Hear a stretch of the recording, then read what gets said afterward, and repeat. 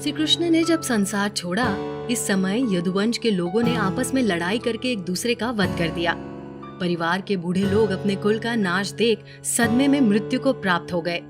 पर आखिर क्या हुआ श्री कृष्ण के परिवार का उनके जाने के बाद, ये बताएंगे हम आज के वीडियो में, तो वीडियो को अंत तक देखना ना भूले। और अगर आप इस चैनल पर नए हैं तो हमारे चैनल को सब्सक्राइब करना ना भूले और हमारे बेल आइकन को भी जरूर दबाएं ताकि हमारे नए अपडेट्स आपको मिलते रहे। श्री कृष्ण न केवल साक्षात ईश्वर का अवतार थे, बल्कि वो अपने यदुवंश को जोड़ने वाले सूत्रधार भी थे।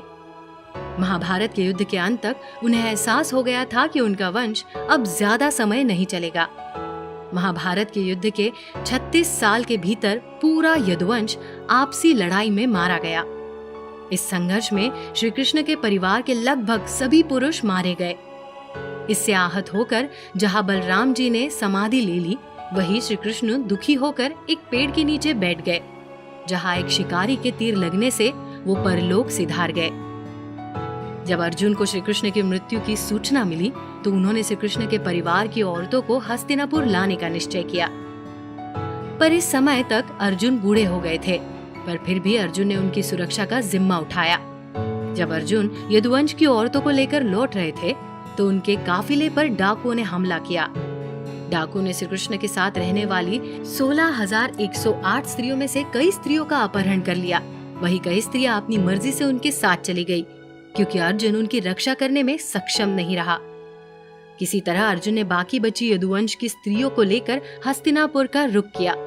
यहाँ आकर श्री कृष्ण की प्रमुख पटरानियों रुक्मिणी, जामवंती, कालिंदी जैसी 4 पटरानियों ने श्री कृष्ण की चिता में ही खुद को भस्म कर लिया।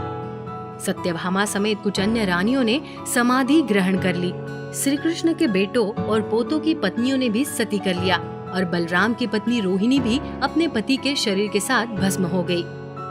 कुछ ग्रंथों के अनुसार श्री कृष्ण की 8 पटरानियां भगवान शिव के अलग अलग अंश से बनी थी और श्री कृष्ण के जाने के बाद वापस उनमें समाहित हो गई। एक और विचार के अनुसार श्री कृष्ण के साथ की 16,108 रानियां कृष्ण की बांसुरी से निकली अलग अलग राग रागिनियां थी, जो कृष्ण के जाने के बाद वापस श्री कृष्ण की बांसुरी में समाहित हो गई। कुछ कहानियों के अनुसार श्री कृष्ण की बची हुई रानियां और यदुवंश की और भी स्त्रियां वृंदावन चली गई थी, जहां वो यहाँ की गोपियों के साथ रहती थी जब तक उनकी मृत्यु नहीं हो गई। कहा जाता है कि यदुवंश में श्री कृष्ण के पोते अनिरुद्ध की पत्नी उषा बची रही, जिसने वज्रनाभ नाम के बेटे को जन्म दिया। उषा यदुवंश की वो अधीरी स्त्री थी जिसने श्री कृष्ण के प्रत्यक्ष दर्शन किए थे। उषा के ही कहने पर वज्रनाभ ने श्री कृष्ण की मूर्तियां तैयार की थी।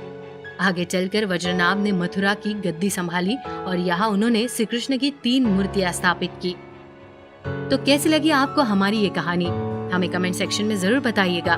ऐसी सच्ची और रोचक कहानियों के लिए हमारे चैनल पे बने रहे। धन्यवाद।